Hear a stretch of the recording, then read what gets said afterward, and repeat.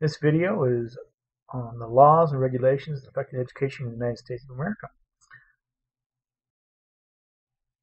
It all began back in 1964 when President Kennedy began the Civil Rights Act, and eventually it was signed into law by Lyndon B. Johnson. The bill outlawed discrimination based upon race, color, religion, sex, or national origin, and had the major effect of ending segregation in the public domain, including schools.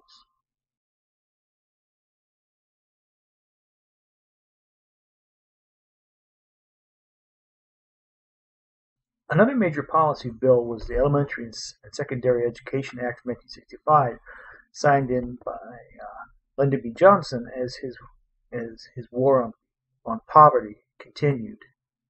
This act laid the foundation for all education reform and law from 1965 all the way up to current day today. This act is renewed every 5 years and continues to grow and change based upon the political climate and the lessons learned from previous iterations of the bill. In 1980, Jimmy Carter established the Federal Department of Education, which enabled the expansion of the bilingual education programs.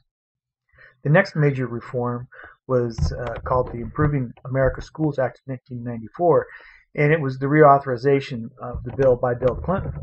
The major additions to this bill included the establishment of charter schools and the requirement of safe zones, drug-free zones for schools.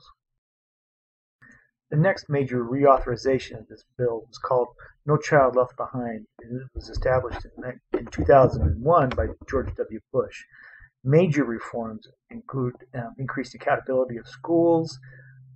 Schools required to have highly qualified teachers, and teaching methods must be based on research rather than traditional case studies.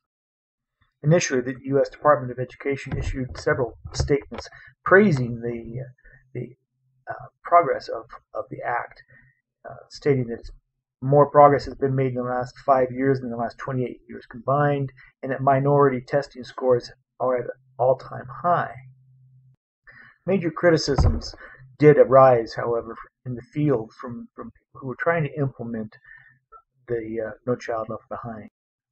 One of which was the use of standardized tests, being accused of narrowing the skill set used by teachers in order to show compliance to the testing standards.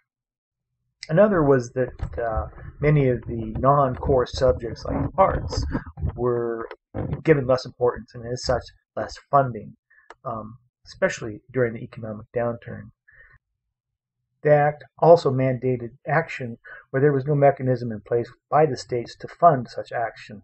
As a result, there was led to a lot of frustration and confusion, and led to many teachers who were highly qualified leaving the profession out of frustration.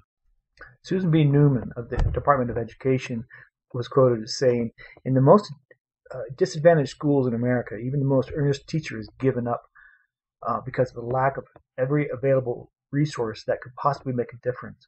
When we say all children can achieve and not give them the additional resources, we are creating a fantasy." It is not likely that the No Child Left Behind Act is going to be repealed in any way, shape, or form. It's probably going to continue, but with major reforms as things become clearer and as we refine the techniques of education in the United States. As the political climate changes and we learn more lessons of the past, this Education Act will continue to grow and reshape the future of tomorrow.